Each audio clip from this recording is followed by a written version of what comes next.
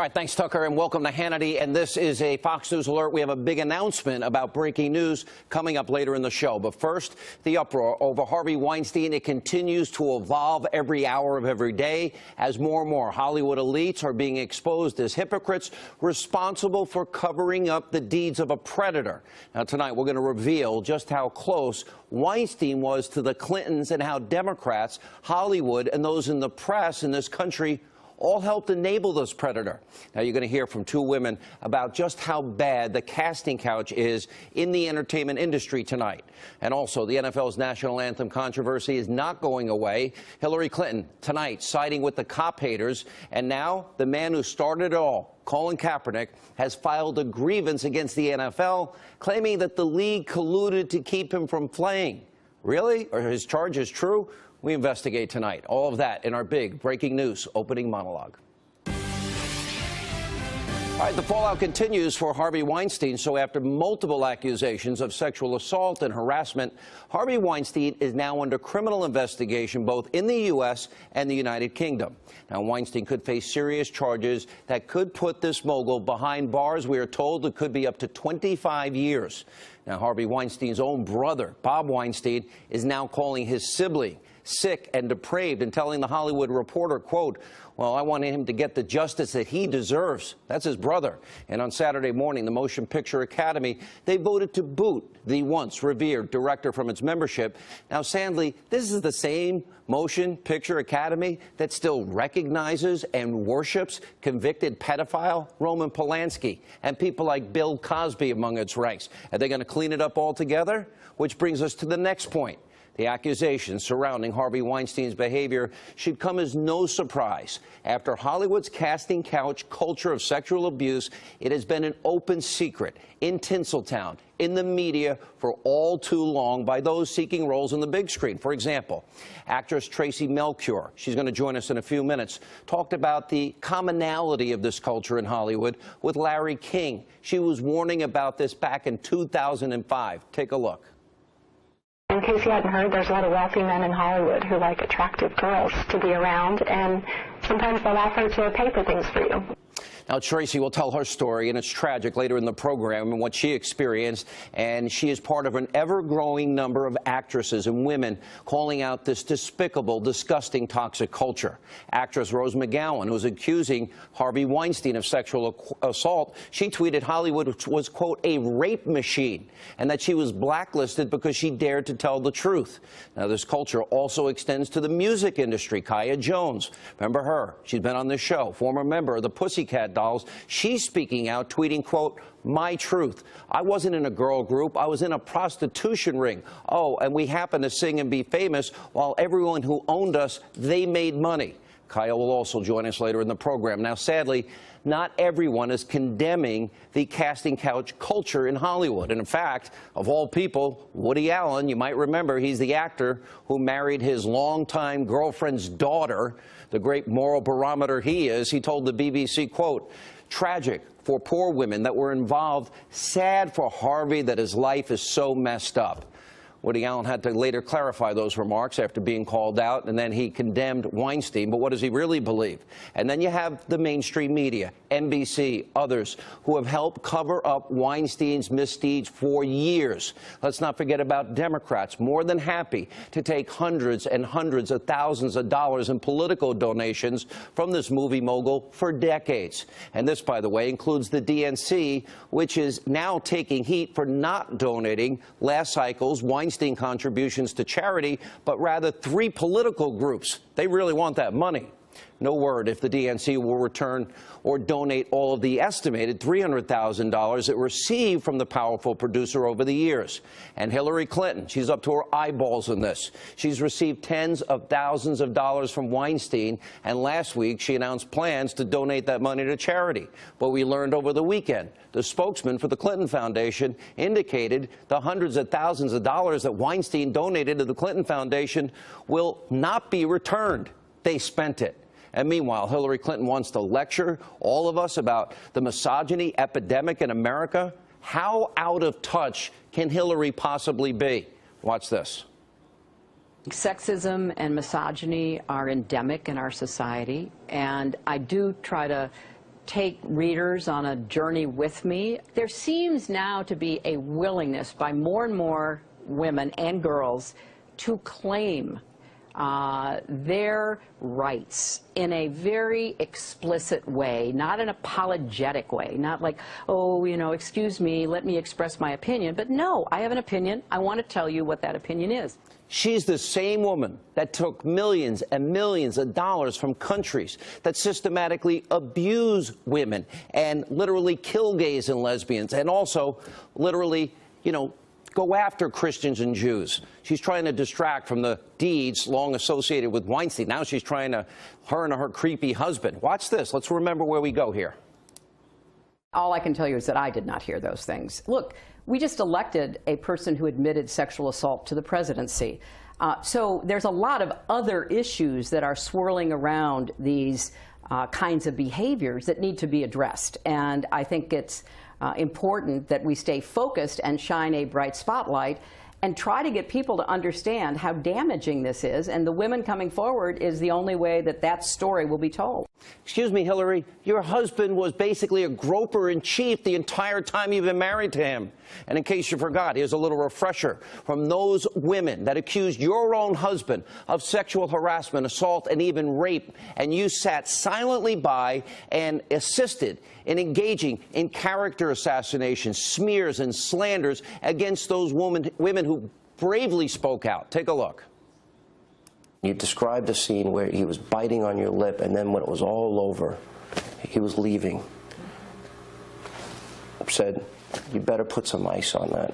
Yeah, and casually put on his sunglasses and walked out the door. It was a terrible ordeal for me, and no woman should be subjected to it. But it was an assault. He assaulted you? Yes. He touched, grabbed, fondled, and kissed you against your will? Yes. And it's an allegation that is not made by one woman, it's made by multiple Many women. of us. I said, well, I may need to be going or something. And next thing you know, he pulled down he sat down, pulled down his pants, his whole everything, and he was exposed. And I said, I'm not that kind of girl, and I need to be getting back to my desk.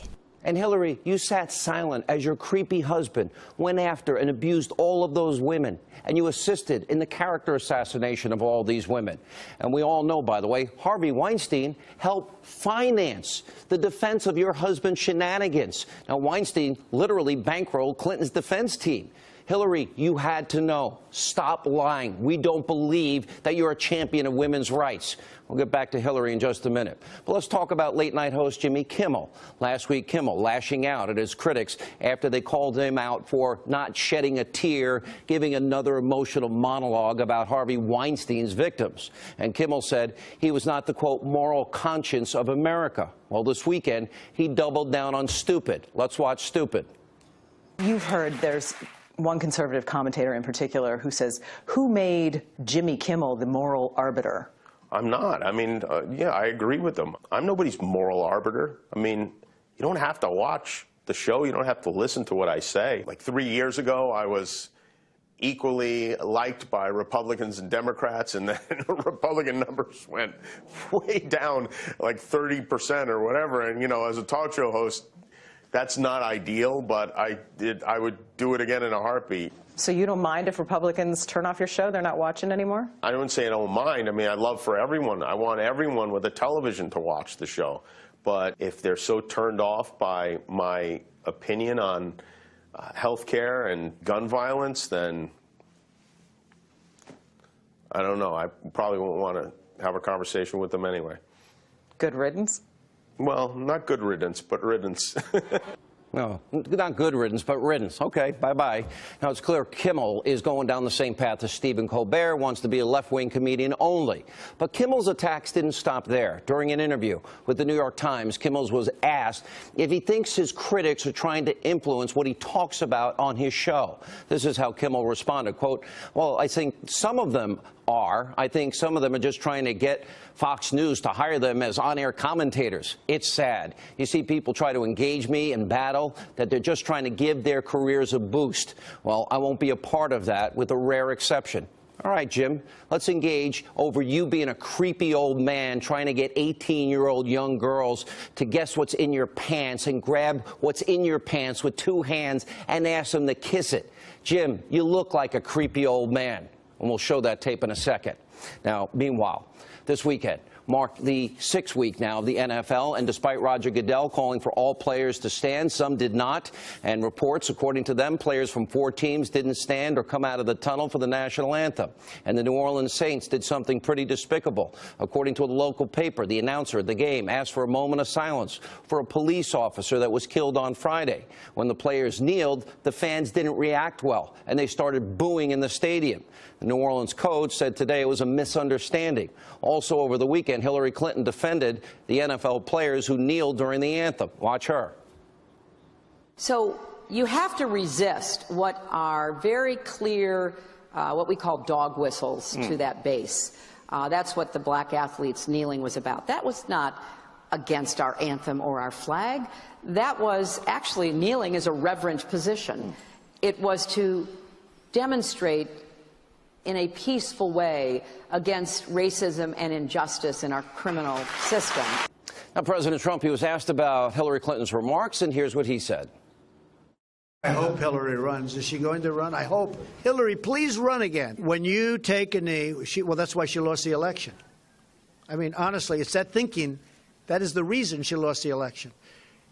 When you go down and take a knee or any other way, you're sitting, essentially, for our great national anthem. You're disrespecting our flag, and you're disrespecting our country. If Hillary Clinton actually made the statement that, in a form, sitting down during the playing of our great national anthem is not disrespectful, then I fully understand why she didn't win. I think that her statement in itself is very disrespectful to our country.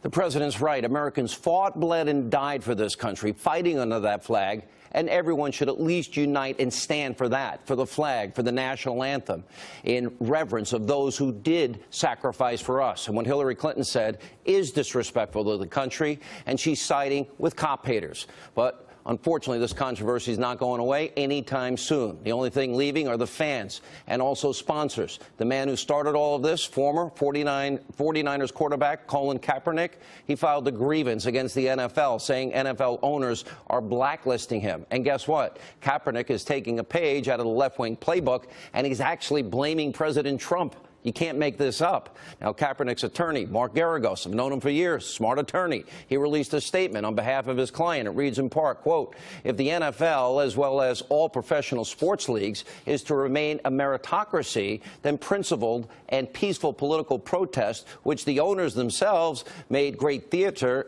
imitating weeks ago, should not be punished, and athletes should not be denied employment based on partisan political provocation by the executive branch of our government. This is beyond ridiculous. By the way, who is Colin Kaepernick to lecture us? Keep in mind, Kaepernick gave money to a charity that defends a cop killer. Kaepernick wore socks depicting cops as pigs. He openly supported a communist, murdering thug dictator Fidel Castro. But somehow it's President Trump's fault that the NFL doesn't want any part of him? And also, while Kaepernick did have a great career early in his career, people saw his throwing regressing, his skills diminishing. Also, reports from some of his teammates, they thought he was selfish and arrogant. Remember, football is a team sport. But now Kaepernick wants to force all NFL teams or one NFL team to hire him. That's not how this world works. And I also want to put something into perspective here. While people are now demanding that Colin Kaepernick get a job, there are real American heroes that are going underreported. Guess what? According to the FBI, new numbers, in 2016 alone, 118 law enforcement officers died in the line of duty protecting all of us. And over 57,000 were assaulted protecting us. Those are the people that should be honored while the national anthem is being played along with our brave troops. Joining us now with reaction, he was a member of the Trump transition team. The Reverend Darrell Scott is with us, and also civil rights attorney Darrell Parks. Reverend Scott, let me start with you and get your general reaction. For all of her life, Hillary Clinton, all of her life, has enabled her husband, who had severe problems with women, even accused of rape, and she was part of an effort to smear, slander, besmirch. We're going to get lectured by her? on this issue, and she's not even given the money back that the Clinton Foundation had? Well, you know, Hillary Clinton, she's always tried to embrace victimization. I mean, she's on her victimization tour right now. The only victims she doesn't side with are the victims of her husband's impropriety. But, you know, she refrained from commenting on Harvey Weinstein for so many days because she just didn't know what to say, because she was aware of what he was doing. And then every one of them, her and the rest of Hollywood, out of fear of reprisal, until he got fired, they would not reply. Once he was fired, they felt the coast was clear, and they all have the same lame excuse. Oh, I was so shocked that I didn't know what to say. Well, you know, that's garbage. But she helped enable their smearing. Yeah. Darryl Parks, let me go to you. If a country that tells women how to dress, won't let them drive, won't let them vote, where marital rape is not a crime, domestic abuse is not a crime, women can't travel or leave the house without a man's permission, gays and lesbians are killed as a matter of law in many of these countries, and Christians and Jews are persecuted. My question, Darryl Parks, would you take a penny from countries that abuse human rights like that? Well, Sean, I think we have to always be concerned about any country. You got to answer. I don't think it's a yes or no question. It is I think you got to always be mindful of what people do in their country. I'd be very concerned. Would you take money from? Wait a minute. Would you take money from the best charity you work for? I know, for example, Pastor Scott has a great charity in Cleveland that I want to support his charity. Okay. Would you take money from a country that abuses women, kills gays and lesbians, and persecutes Christians and Jews? Do you want that dirty, filthy money? I don't. You shouldn't want it. I think you got to always question anybody who has those type of things going on. I think you have to be concerned about it. Very concerned about taking that type of money. But would you take it? Not be concerned. Would you take the millions from those countries? They're offering it to you. Oh, you probably wouldn't. You probably wouldn't. Hillary did, Pastor Scott. That's the point. Millions, and they bought her silence on the abuse of all these different groups that she claims she has a monopoly on. Yes, and you know, Hillary, that's actually was supposed to be her platform, women's empowerment. So how can you take money from someone who is opposed to the platform that you profess to stand on? She's a fraud. She's been a fraud. She's always been a fraud. Let me play a tape here. Those are strong words. Hillary's a fraud. Let me play a tape. Hillary's a fraud. We got little Jimmy, crazy Uncle Jimmy Kimmel. I want to play this tape. Him doing a show asking girls as young as 18 to use their hands to figure out what's in his pants and to use their mouths. This is the same guy that feigns, you know, moral superiority and outrage over topics. He didn't have one joke about Weinstein. Let's roll the tape. This game show is called Guess What's in My Pants. Now, I've stuffed something in my pants, and you're allowed to feel around on the outside of the pants. You have 10 seconds to then guess what is in my pants. You ready? Set. Go. It looks like... You should use two hands. Two hands. You're going to make a fine wife. You've done this before, haven't you? All right. Just right there? Yeah? Just a few more seconds. How old are you? 18. Okay, good. You sure of that? Because Uncle Jimmy doesn't need to do time. Maybe it would be easier if you put your mouth on it. You've got a nice technique there. You could get in the Olympics with this, let me tell you. Is that Uncle Jimmy creepy? How perverted is that? Who thought of that skit? That was like the most disgusting, perverted skit that you ever want to see in your life. Yeah, but he's the great moral. It certainly shouldn't be on television. What's that? What's that? And certainly that's not the type of thing we want to see on television, especially when you have young women watching. That's just not the type of television we want to see in our country. All right, we got to run here. Pastor Scott, I am going to be at your church. Yeah. I'm going to be in Dallas on Sunday morning, and Robert Jeffress Church. They're going to be in your church 6 o'clock on Sunday night. I hear it's getting a lot of play up in Cleveland. Oh, yeah, it's getting a lot of play. A lot of people are excited. I got a lot of friends coming. It's going to be a great time. God is going to move that night through Sean Hannity. There's better options for God, I'm telling you. He can do better than little old Sean Hannity, trust me. We'll see you then. Look forward to it. And thank you both. When we come back, we have a big announcement about breaking news coming up tonight. Plus, just how bad is the casting couch problem problem in Hollywood for people that want to be in movies, on TV, in the music industry and others. Two women who have experienced firsthand how awful it is. Well, they'll share their stories with you next.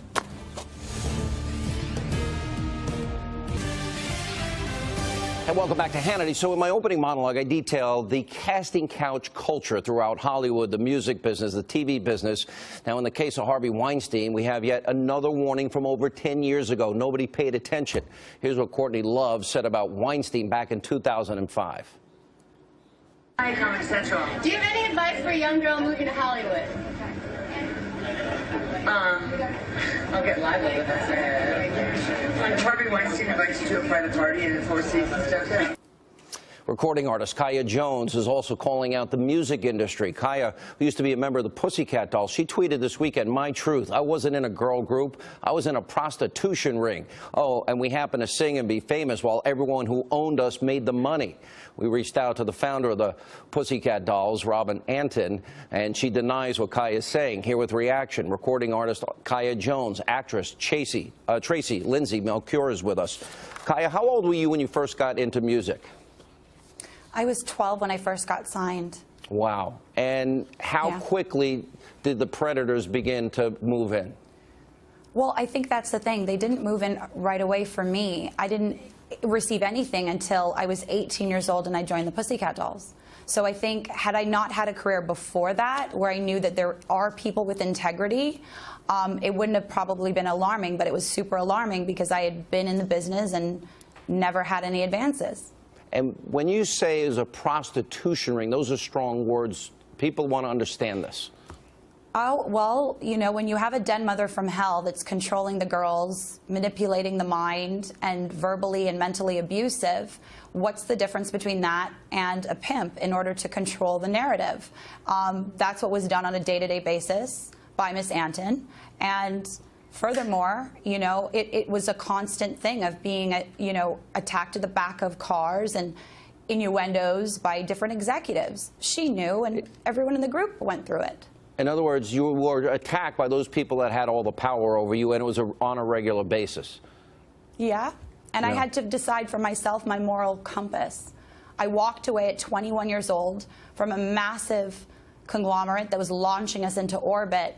How bad could it be for a 21-year-old to walk away from her dreams? Yeah. I knew I was standing on a limb.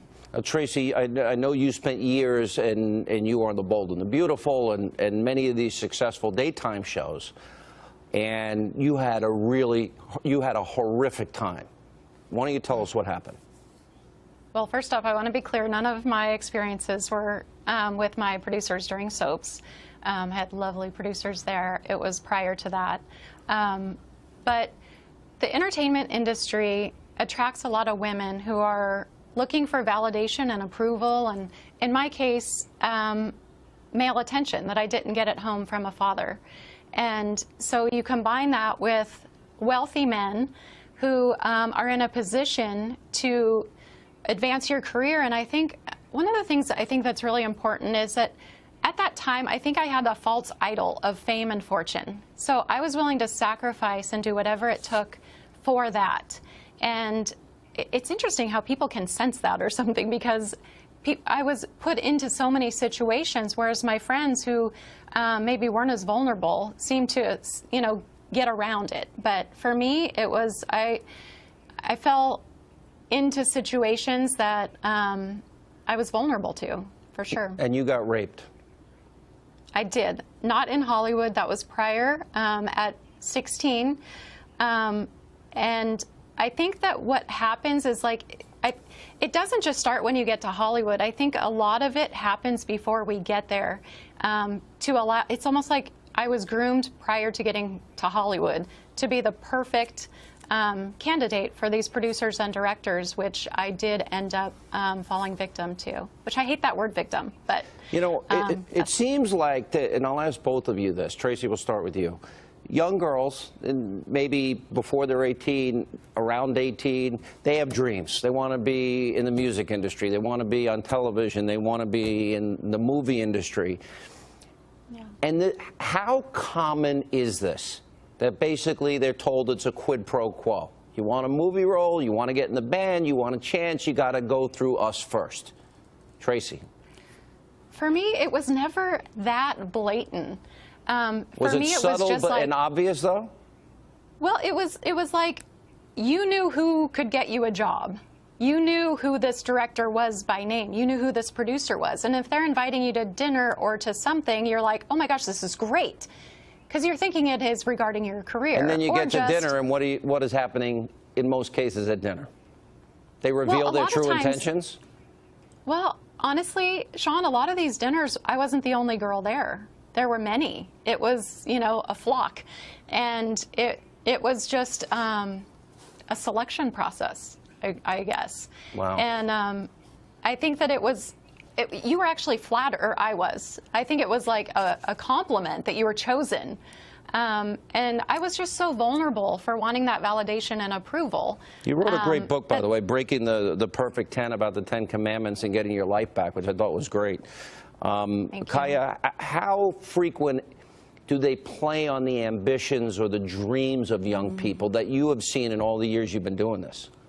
Yeah, well, there are good people in this business too, Sean, but ultimately there are a lot of predators in this business. We've heard the stories from Corey Feldman. We've heard the stories from Corey Haim. We've heard, you know, Tom Petty has a song called Joe, talking about, you know, getting a young girl and a young boy and making money off of them and controlling them.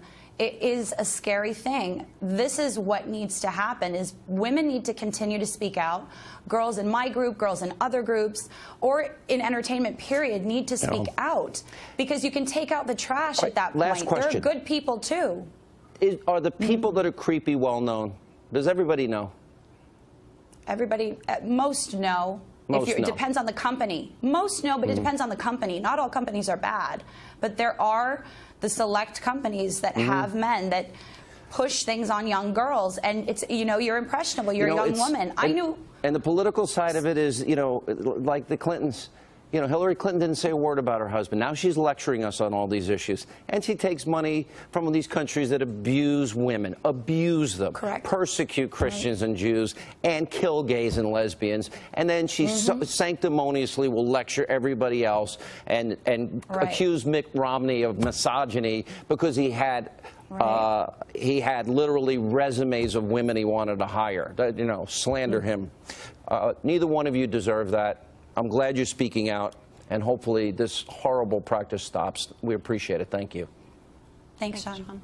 When we come back, President Trump has very sharp words for the NFL players disrespecting our flag, and later, a big announcement. Big breaking news coming up this week. We'll tell you about it coming up.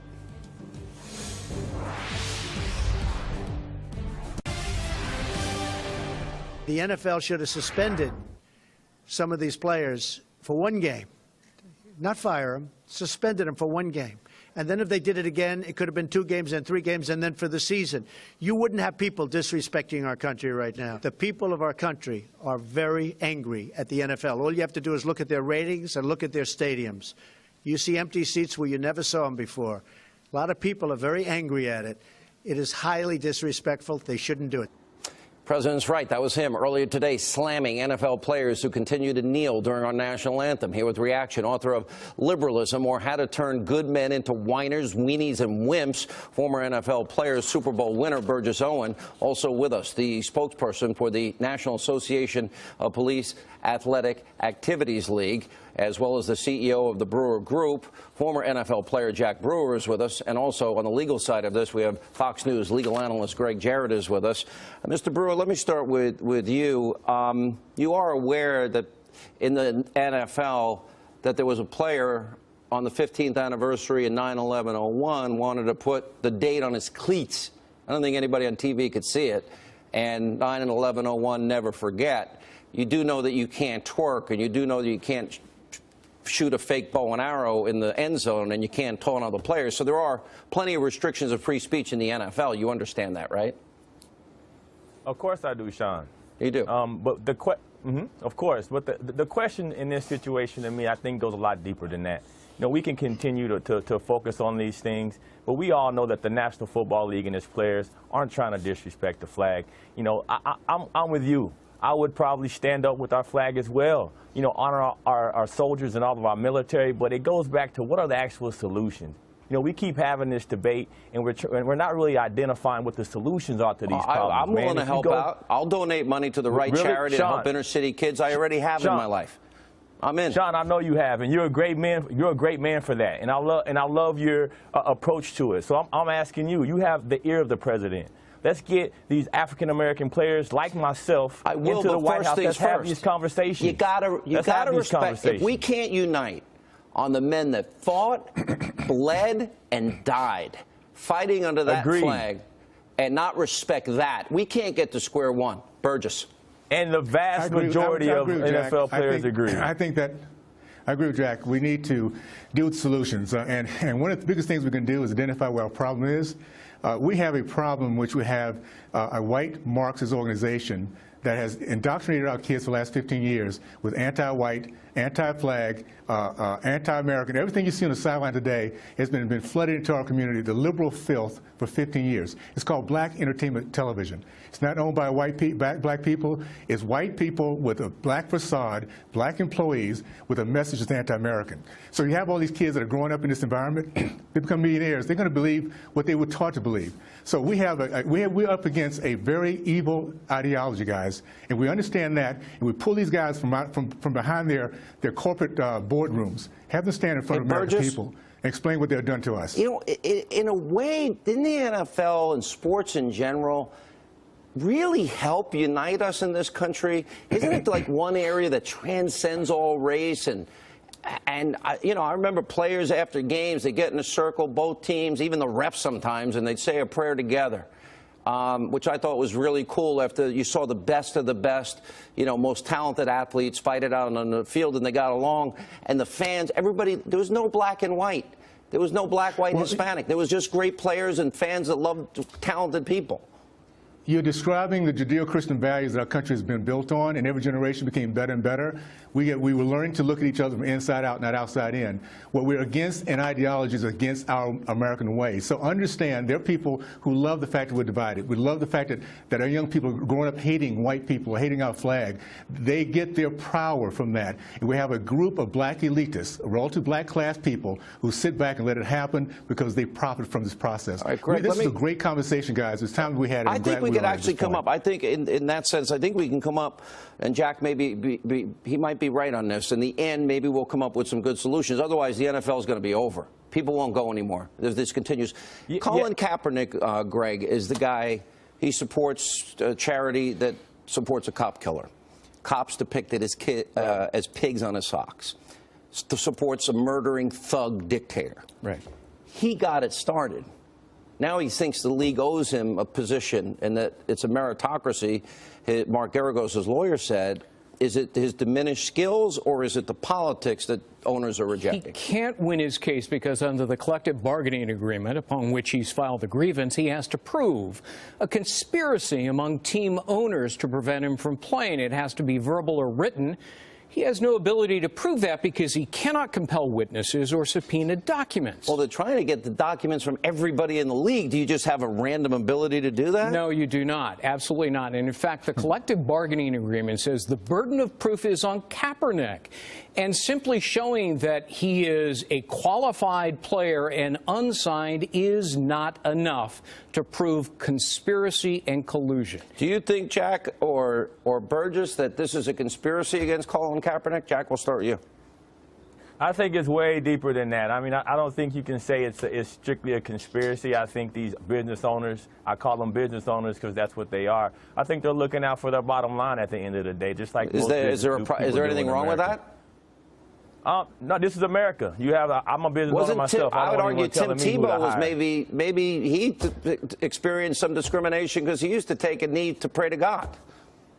Yeah, no question. Sean? But at the end of the day, the man should be able to protest if he wants to. I mean, that's his right. There is no First Amendment right to engage in free speech in the workplace. They're on the job, in uniform, on the field. They're at work. The Supreme Court has repeatedly said you have no First Amendment protection in the workplace. By the way, I have to negotiate what I can say and not say on this program. Those are not the rules during contract time. What's that? Burgess, you get the last word. This is Free Enterprise 101. In order to get a job in America, in the meritocracy system, people have to like you, and then employees have to feel that you're a good return on investment. He's blown it in both fashions and forget the entitlement issue. Anybody have good ideas? Welcome. I'm in. I'll donate money. I'll do anything I can do, especially if we can help the murders Sean, in Chicago. Set pay that money. meeting up, man. What? Set that meeting up. We need to have conversations. Set that meeting up. We need to have conversations. And this is the American way. This is what we do best. We win, we come together, and support each other. That's right. And then we can play Thank ball, you, too, Burgess. and Play ball. honor our troops and our flag. Coming up next, the president. He's fulfilling his campaign promises, totally decimating, dismantling Obama's legacy. Sebastian Gorka, Austin Goolsbee, they're next. Also, big breaking news coming this week. TikTok, straight ahead.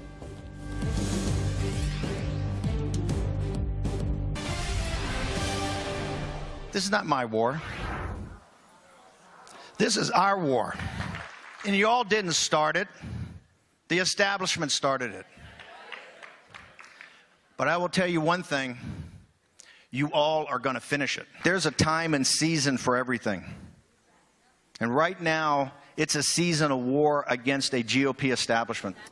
Steve Bannon over the weekend saying he's going to war with the GOP establishment. We saw it in Alabama. Today, President Trump said Bannon has a lot of good points, but he's going to try and work with Mitch McConnell in the interim. Here with reaction to all of this, the author of the best-selling book, Defeating Jihad, the Make America Great Again Coalition chief strategist and former deputy assistant to the president, Sebastian Gorka, and former Obama economic advisor, close friend of Hannity, Austin Goolsbee is with us. Austin, I know you're going to like a little of this, but your party has zero vision, and when there's no vision or insight, the people perish. So we've already perished under Obama. I want to say this. I'm with Steve Bannon in this sense. We can't lose control of the House and Senate. But if Mitch McConnell can't do his job, go. Get out. And let's not elect people that aren't bold and going to fight to get the job done. What they did on health care was a disgrace. Just look at the last 9 months. What has the GOP establishment done for this president? On November the 8th, the people of America chose. They chose a person who was anti-establishment, who had a very clear message. Obamacare, national security, the economy, the border. What's happened? What has the GOP done? Nothing. Absolutely nothing. But there's something amazing that's happening on climate, on trade, on... Look what he did last week on health. What he did last week, the president, on his own on health care, was brilliant, and it's going to help every American. You form an association, then you have the benefit of corporations. It's buying power, buying across state lines, not subject to ACA or state rules. It's stunning. After the speech that Steve and I gave... by the way, your speech was great. Thank you, Sean. I sat down with about half a dozen true Trump White House people afterwards, a block away from the White House. And I said to them, so who's giving the president advice on Obamacare, on the JCPOA? And they said, you know what? Nobody. He's getting the opposite advice, and what's he doing? Like a steam train. He's blasting through. He's dismantling the entire Obama legacy, almost single-handedly. Now, Austin, I know you're probably happy. You think Republicans are fighting. Get out more. I got a question. I got a question for you. What is the Democratic vision for the country? What do they want to do for the country? Give us the top 5 items. Go. Look, I think what they want to do, what they should want to do. What are the top 5? There's an argument within the Democratic Party. Number one, restore wage growth to working people in the country. You mean like Obama did? Okay, 2. Yeah, in the last 3 years of Obama, middle class wages going up. Yeah, 2, only 13 million more on food stamps, 8 million more in poverty. Keep going. What's number 2? No, Sean, you're quoting numbers from 3 years ago. I'm quoting numbers for the 8 years of Obama. God forbid I keep them accountable.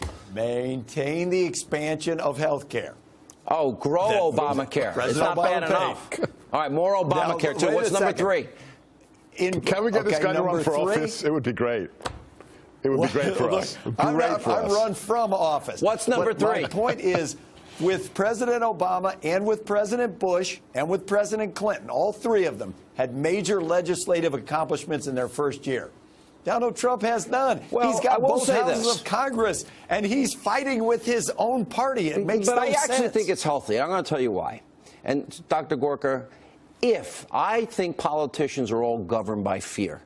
I saw a very fearful Mitch McConnell today, and I think the reason Corker got out is he knew he was going to get he was going to get primaried. And I saw that's why he's now lashing out. The winds of change. They're worried. This weekend, Steve's speech, my speech, we rattled their cage, and this is the right message to send. Because you know what? John, the left does what they do, and that's fine. That's okay. We expect the left to do that for ideological reasons. But when our side that says they have our values gets elected and then betrays us and does nothing in Capitol Hill, that's the bigger obstacle. You know what? You know one truth, and I'll say this to Austin. Austin, I will give your party credit. You guys stick together through thick and thin, and there's not one person that wavers. Republicans aren't like that, so I concede. What are the other three? What are the other three big vision? Expanding Obamacare and fulfilling Obama's economic disaster. How can we? What's the other three? How can you not dwell on the fact that the Republican governors have now come out and said what Donald Trump's proposing on health care would be catastrophic for their states? They're begging them, please don't do this. Corporations have had this exemption since 1974 where they can buy, because they have offices in different cities, they're not subject to state rules or Obamacare rules. They can buy in bulk at lower prices, better plans across state lines with more competition, including cooperatives, health savings accounts. So let's have some bipartisan ideas. Don't just go light everything you can see on like fire. The Democrats Even Republicans are saying name one this is a bad Democrat that's going to support President Trump. You guys just oppose him because he breathes. They won't support President Trump. If he gave every American $1 million, you'd hate him. Because it's not thought through. Even Republicans are saying this approach is deeply mistaken. Can't swim, right? Yeah, I mean, come on. Exactly. Come on. If he walked on water, they'd say he can't swim.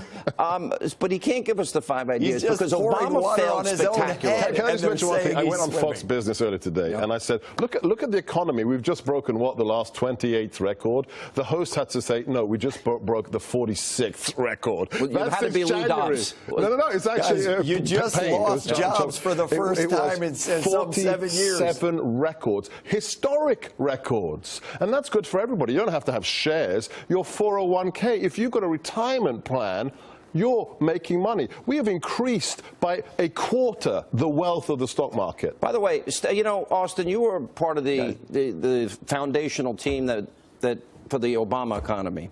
How is it he's the first president in American history to accumulate more debt than every other president before him combined, A, and B, never reach in 1 year, that's not correct. Never reach 1 year of his presidency 3% GDP growth and double the debt?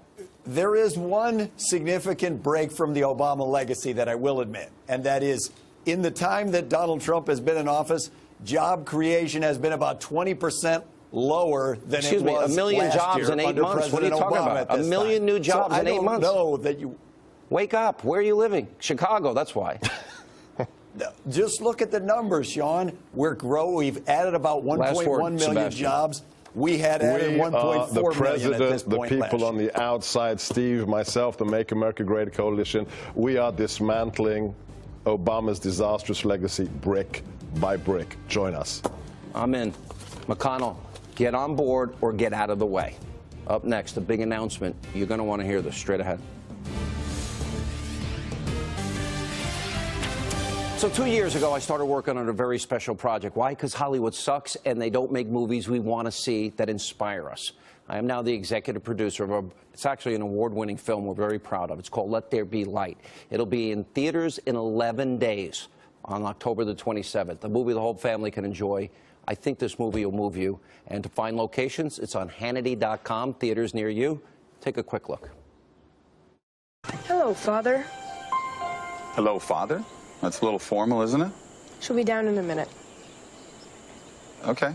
You do realize that this is a school night. I expect her back here by 10 o'clock. I see. Sharp. 10 o'clock sharp. Clear on that? Crystal. Good. Good. A life's journey that I hope will inspire you and your family.